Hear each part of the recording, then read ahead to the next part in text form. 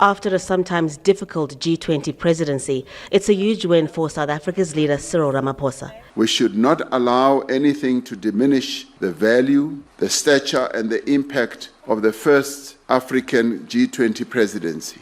The most powerful nation on earth just threw a tantrum and walked away from the table. Over the past 2 days, the world witnessed something unprecedented in Johannesburg. The G20 summit, the premier forum where the planet's economic titans supposedly cooperate, just concluded today on African soil for the first time in its history, and the United States, the self-proclaimed leader of the free world, chose to boycott it. Let that sink in for a moment. Washington didn't send diplomats to work out differences. They didn't negotiate. They didn't even show up. Instead, they insulted the hosts, mocked the summit, and turned their backs on the entire continent. But here's what the mainstream media isn't telling you. This wasn't a diplomatic miscalculation. This was a calculated power move that backfired spectacularly. Because while America was busy boycotting, something far more significant was happening inside those conference halls. The old world order was being challenged, and Africa was leading the charge. President Cyril Ramaphosa stood before the world and said what needed to be said. It cannot be that a country's geographical location or income level or army determines who has a voice and who is spoken down to. There should be no bullying of one nation by another nation.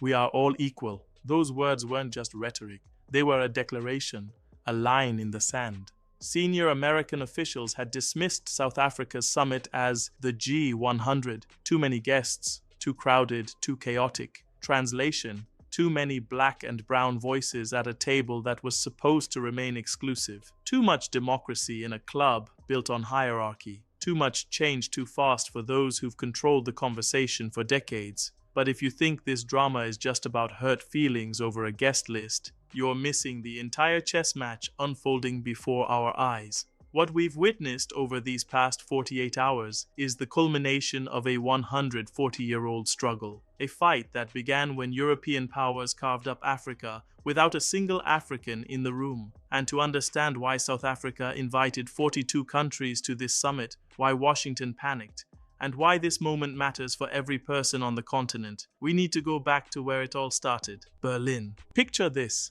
Berlin, winter of 1884. 14 European powers and the United States gathered for the Berlin Conference, the largest theft of land, resources, and sovereignty in human history. They divided 30 million square kilometers, hundreds of kingdoms, thousands of ethnic groups, millions of families. 0 Africans were consulted. When the Sultan of Zanzibar attempted to send representatives, his request was brutally rejected. These men drew borders with rulers and pencils. They split the Somali people across 5 territories. They divided the Bakongo kingdom between 3 colonial powers. They separated families, destroyed trade networks, and obliterated political systems that had governed successfully for centuries. The scramble wasn't about civilization, it was about extracting wealth. Every decision maximized European profit and minimized African resistance. Fast forward to 1945. The UN Security Council is established with 5 permanent members wielding veto power: the US, Soviet Union, China, France, and the UK. Africa, with 1.4 billion people today, has 0 permanent seats with veto power. Europe, with 450 million people, has 2. The G20, created in 1999, reflects the same imbalance. The European Union sits at the table as its own member, in addition to France, Germany, and Italy, already there as individual countries. Europe effectively has 4 seats representing 450 million people. Africa, until 2023, 1 seat. South Africa, 1 voice for 1.4 billion people. After years of African lobbying, the African Union was finally admitted as a permanent member in 2023. That set the stage for 2025. When South Africa took the G20 presidency in 2025, they decided to do something bold. Something that sent shockwaves through the corridors of power in Washington, London, and Brussels. They invited 42 countries and organizations to the summit in Johannesburg. Not just the usual 20 members, 42 guests, African nations that had never been at the G20 table, Caribbean states, Pacific Island nations, civil society groups representing the voices of ordinary people. This wasn't just a summit, this was a statement. President Ramaphosa said the quiet part out loud. From the outset of South Africa's G20 presidency, we said that this would be an African presidency. We said that we would strive to bring the priorities of our continent, Africa, to the center of global dialogue. Now, how do you think Washington reacted to that? Senior US officials in the Trump administration dismissed it as the G100. They announced they were whittling the G20 back to basics and making it work for the American people. Translation: back to when fewer countries had a voice, serve American interests exclusively, cut out the voices we don't want to hear. Secretary of State Marco Rubio didn't show up. Treasury officials stayed home. They tried to delegitimize the entire summit. It backfired. While American diplomats sulked in Washington, something historic happened in Johannesburg. The African Union exercised its newfound permanent membership. The Global South wasn't asking for permission anymore.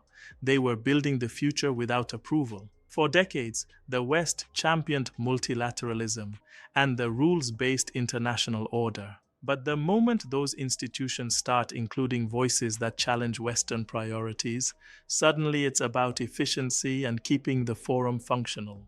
Some genuinely worry about expanding the G20. More voices mean slower decisions. Building consensus among 42 countries becomes exponentially more complex. But here's the compelling counter. If a forum claiming to represent the global economy doesn't actually reflect global demographics or concerns of the majority of the world's population, how long before it becomes irrelevant? Africa represents 18% of the world's population today.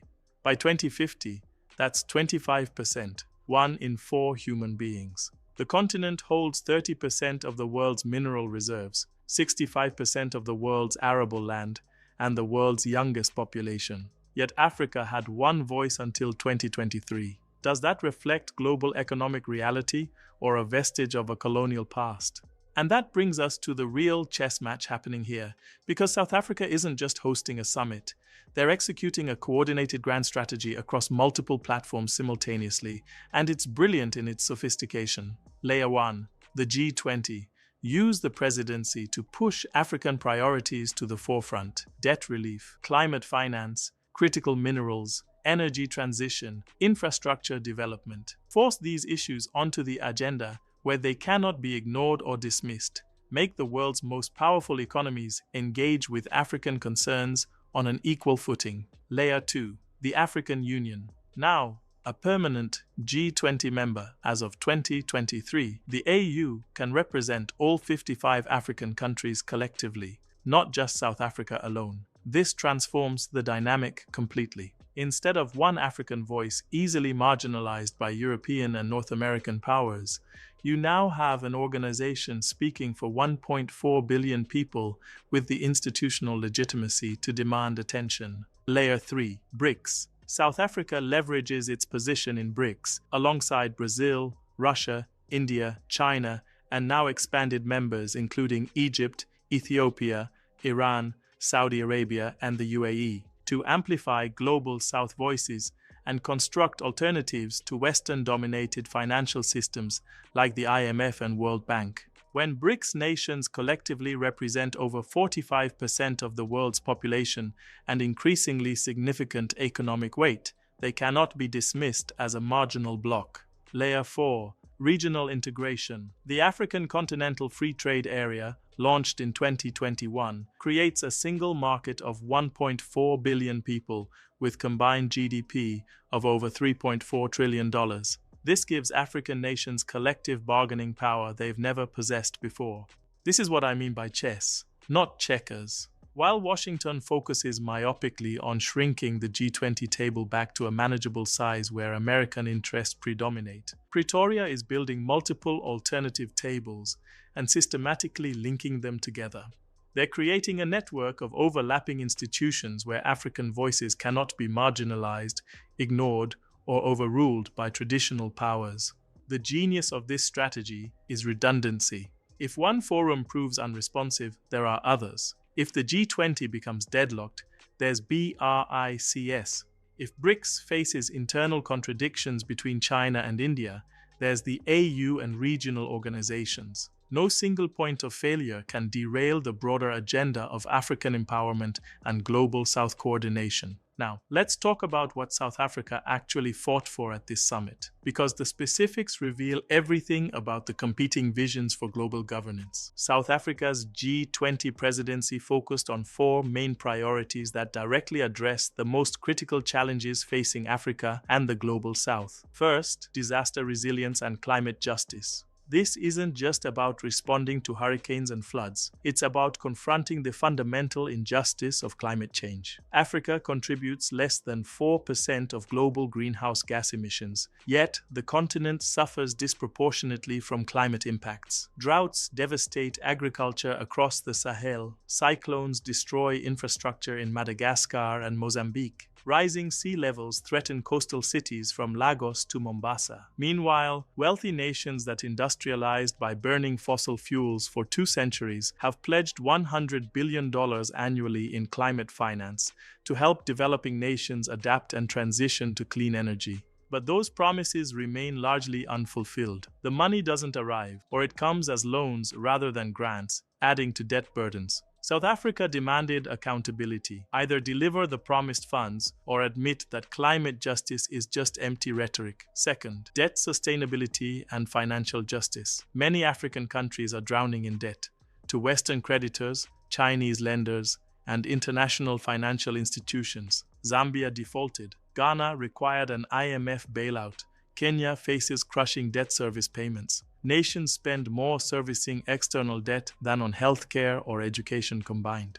This is economic colonialism wearing a business suit. When a country must choose between paying bondholders in New York and London or funding hospitals and schools for its own people, that's not sovereignty, that's subjugation. South Africa pushed for comprehensive debt restructuring, longer repayment timelines, and fundamentally rethinking how international lending works. The current system was designed to keep developing nations dependent and extractable. Third, just energy transition. Here's the dilemma. The world demands Africa abandon fossil fuels to combat climate change. Fair enough. But 600 million Africans still lack access to electricity. Nigeria, Africa's largest economy, has less installed electrical capacity than a single European country like Spain. How do you tell a continent that never industrialized through coal and oil that it cannot use its own natural gas reserves to power development? The answer cannot be, stay poor to save the planet. That's unacceptable.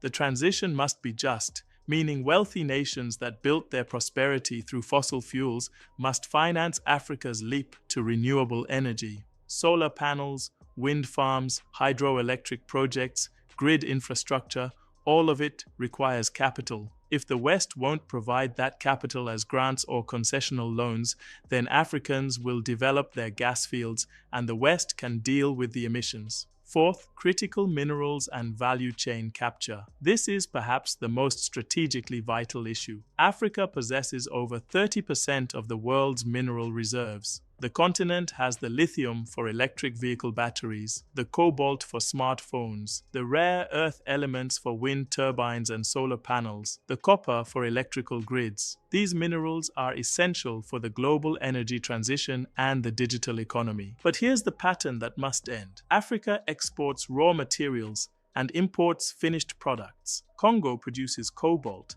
but batteries are manufactured in China, South Korea, and the United States. South Africa mines platinum, but catalytic converters are assembled in Europe. Zambia extracts copper, but electrical components are made elsewhere. The goal is to move up the value chain, process those minerals on African soil, build refineries in Africa, establish battery manufacturing plants in Africa, create electronics assembly facilities in Africa, capture more of the value, and create high-quality jobs for African workers. And this is where the G20 becomes a battleground, because Western countries and China both want access to African minerals, but they want to maintain the colonial pattern where Africans provide cheap raw materials and wealthy nations capture the high-value manufacturing and technological innovation. South Africa is demanding that any deals for critical minerals include technology transfer, local processing requirements,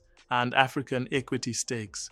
Use the leverage while it exists. But here's the uncomfortable question that no one in Washington, London, or Brussels wants to ask out loud. What if Africa succeeds? What if the African Union becomes a real power broker in the G20? What if African countries start coordinating through BRICS and AU structures to negotiate better terms on everything from debt to trade to climate finance? What if Africa starts processing its own resources and capturing more of the value chain? What if the demographic and economic weight of 2.5 billion Africans by 2050 translates into real political power? Who loses in that scenario? And what will they do to prevent it? So where are we now, 2 days after the summit concluded? President Ramaphosa delivered his speeches. The declarations were signed. The US largely stayed on the sidelines, their absence speaking louder than any diplomatic statement could. The African Union sat at the table for the first time as a permanent member, exercising real influence over the agenda and outcomes. 42 countries and organizations participated in discussions that had previously been the exclusive domain of wealthy nations. The summit produced concrete commitments on debt restructuring timelines, climate finance mechanisms, and critical minerals partnerships. Whether those commitments will be honored remains to be seen. Promises made at international summits have a notorious tendency to evaporate once leaders return home. But here's the thing, this story is far from over. In fact, what happened in Johannesburg these past 2 days might be remembered as either a turning point or a footnote, depending on what comes next. The real question isn't whether South Africa hosted a successful summit by conventional metrics, good logistics, positive press coverage, signed declarations. The real question is whether this moment translates into structural change that improves the lives of ordinary African people, or whether it becomes another symbolic victory celebrated in conference halls while material conditions remain unchanged. Will the African Union use its seat to actually reshape G20 agendas and deliver tangible benefits? Or will it be co-opted, its representatives pulled into backroom deals where China, the United States, and Europe divide the spoils, while African nations are told to be grateful for a seat at the table and a mention in the communiqué? Will African countries leverage BRICS, the G20, and regional blocs to secure genuinely better terms on debt and trade? Or will great power competition between the United States and China pull African nations into a new Cold War, forcing them to choose sides and divide the continent once again for external power's strategic interests? Will the debt restructuring promises materialize? Or will creditors find ways to maintain the extraction while appearing reasonable? Will climate finance actually flow to African nations? Or will it get tied up in bureaucratic processes designed to prevent meaningful change? These questions matter because we've seen this movie before. We've seen summits where African leaders are invited to speak, given prime-time slots to present their concerns, treated with diplomatic courtesy, and then politely ignored when actual decisions get made. We've seen declarations signed with great fanfare that quietly disappear from the agenda 6 months later when they become inconvenient for powerful interests. Here's the part that should concern everyone paying attention to global affairs. If the West keeps treating inclusive multilateralism as a threat, if every time the Global South tries to broaden the table, they get mocked or sidelined, what comes next? Because you cannot keep 1.4 billion people, soon to be 2.5 billion, outside the room forever. Eventually, they'll stop asking for permission. Eventually, they'll build their own room with their own rules. And maybe that's already happening. Look at BRICS expansion. Look at the Belt and Road Initiative. Look at the African Continental Free Trade Area. Look at alternative payment systems being developed to bypass Western financial institutions. Look at the coordination between Global South nations on everything from vaccine production to technology transfer to climate negotiations. The infrastructure of a multipolar world is being built right now, piece by piece, institution by institution. And moments like this, G20 summit in Johannesburg, are part of that process. So here's my question for you, and I genuinely want to hear your perspective. Looking at what just concluded today in Johannesburg, do you believe South Africa's expanded G20 summit represents a genuine breakthrough or sophisticated theater? Is this the moment when Africa finally started rewriting the rules of global governance? Or are we watching the same old patterns play out with better branding and more inclusive optics? What does real African power look like in 2025 and beyond? How do we move from symbolic victories, a seat at the table, a paragraph in a declaration, a photo opportunity with world leaders, to structural change that translates into jobs, infrastructure, hospitals, schools, and dignified lives for ordinary people across the continent? Because here's what I believe. Africa's rise is inevitable. The demographics alone guarantee it. But the character of that rise, whether it happens on African terms or continues to be shaped by external powers pursuing their interests, that depends on choices being made right now. In conference rooms like the one in Johannesburg, in backroom negotiations over debt restructuring, in technology transfer agreements for critical minerals, in every moment when African leaders must choose between short-term benefits offered by foreign powers and long-term sovereignty that serves African people. The infrastructure for a genuinely multipolar world is being built right now, institution by institution, alliance by alliance, negotiation by negotiation. What happened in Johannesburg over these past 48 hours is part of that construction. Whether it becomes a foundation for something transformative or just another brick in a wall that contains African aspirations, that story is still being written. And your voice matters in that story, not just as an observer, but as someone who holds leaders accountable, who demands substance over symbolism, who refuses to accept that things must remain as they've always been simply because powerful interests prefer continuity over justice. Drop your thoughts in the comments below. Tell me what you saw in this G20 summit. Tell me what you want to see African leaders do next. Let's have a real conversation about this, because these questions shape the world our children and grandchildren will inherit. They determine whether Africa becomes a true power shaping the 21st century or remains a supplier of raw materials and cheap labor for other people's prosperity.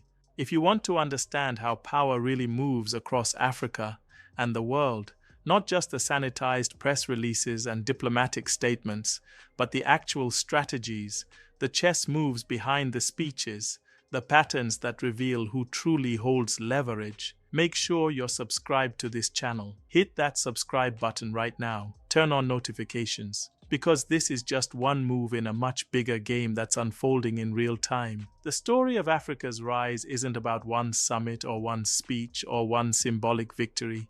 It's about 1.4 billion people, young, dynamic, resource-rich, and increasingly united, demanding their rightful place in shaping the future of this planet. It's about leaders like Ramaphosa, like Ibrahim Traoré in Burkina Faso, like others across the continent who understand that sovereignty isn't given, it's taken. That respect isn't granted as a courtesy, it's commanded through strategy and strength. And that story is just beginning. The moves made in Johannesburg will echo for years to come, but only if we remain vigilant, only if we demand follow-through, only if we refuse to accept promises without delivery. Thank you for watching. I'll see you in the next video. Stay informed, stay engaged, stay committed to the vision of an Africa that stands equal among nations, not as a supplicant, but as a power in its own right.